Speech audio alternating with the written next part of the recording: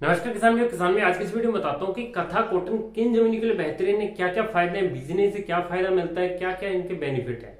दोस्तों, कोई भी वैरायटी अगर बीज बनाई जाती है तो वो किसी ऑडियंस को टारगेट करके ही बनाई जाती है। जैसे कि उदाहरण मैं बात करता हूँ, अगर कोई भी कंपनी मान लीजिए कोई भी कंपनी मान लीजिए अगर वो पंजाब को टारगेट कर रही है तो वो पक्की जमीनों की तरह के लिए वैरायटी बनाएगी, पक्की जमीनों के लिए जो बीज बनाएगी ताकि उसमें वो अच्छे तरह से सर्वाइव कर पाए। तो आज मैं आपको बताऊंगा कि कथा जो सुपर सीड कंपनी का जो कथा बीज आता है वो किस ऑडियंस के लिए, कौन सी जमीन के लिए बेस्ट है, किन किसानों के लिए बेहतर है। दोस्तों, ये जो सुपर सीड का कथा है ये थोड़ी सी दोलड़ी मिट्टी, रेतली और पक्की जमीनों को जो मिक्सचर आता है या फिर उससे नीचे जो सिर्फ रेतली जमीन होती है उनको टारगेट किया गया है।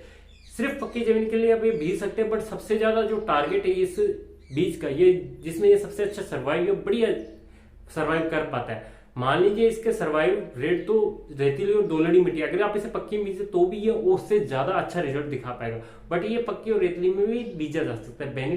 रीजन क्या है? एक तो इसकी जो जड़ है वो गहरी है, बड़ी होती है, जड़ गहरी होती है, इसी वजह से ये रेतीली में रेतीली जो जमीनें होती है या फिर दोलड़ी जमीनें उनमें वही नर में सर्वाइव कर पाते हैं जिनकी जड़ें गहरी होती हैं। जिनकी जड़ें छोटी होती है जैसे 773 या फिर उधर काफी वैरायटी है वो सर्वाइव नहीं कर पाते। रीजन ऐसा है कि वो ऐसा तो नहीं उगते नहीं, उग जाते हैं, पैदावार भी देते पर उतनी ज्यादा पैदावार नहीं दे पाते, बहुत ही कम पैदावार देते हैं। तो ज्यादा पैदावार लेने के लिए सब अपनी जमीन के हिसाब से वैरायटी बीजिए। अब बात करते हैं कथा की। कथा जो बीज है ये रेतीली और दोलड़ी जमीन के लिए बनाया गया है।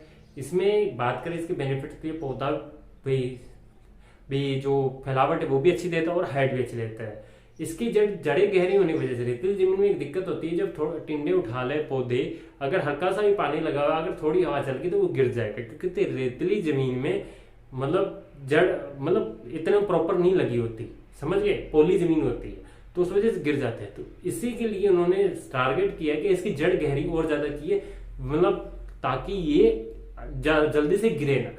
कोई भी वैरायटी अगर वो गिर जाती है तो उसकी पैदावार पे फर्क पड़ जाता है, क्योंकि वो गिर गई है तो उसमें नीचे वाले टिंडे गड़ने लग जाते हैं, गिर जाते हैं, जड़ हिलने से फाड़ भी गिर देता है पौधा।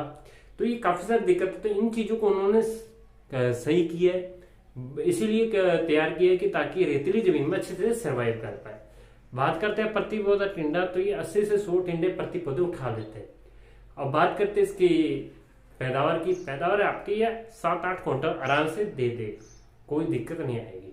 7-8 क्विंटल प्रति बीघा बहुत होता है। अब बात करते हैं इसके अंदर आप कौन सी एरिया में बीज सकते हैं। ये सबसे रेतीली और दोलड़ी जमीन बीज सकते हैं।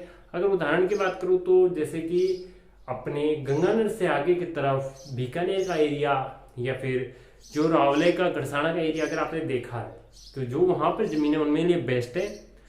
रेतीली जमीन अगर काफी ज्यादा रेतीली है तो भी आप इसे बेच सकते हैं। बाकी इसके जैसा इसका भाई भी एक आता है कथा का गुरु, सुपर सीड कंपनी का, ये वो भी आप बेच सकते हैं। बाकी दोनों ही वैरायटियां ठीक है रेतीली जमीनों के और दोलड़ी जमीनों के लिए। बाकी अगर आपका कोई भी सवाल रह गया हो, अगर मैंने कोई चीज नहीं बताई हो तो प्लीज कमेंट करें, मैं आपको रिप्लाई कर दूंगा। मिलते हैं नेक्स्ट वीडियो में, तब तक के लिए जय हिंद, वंदे मातरम।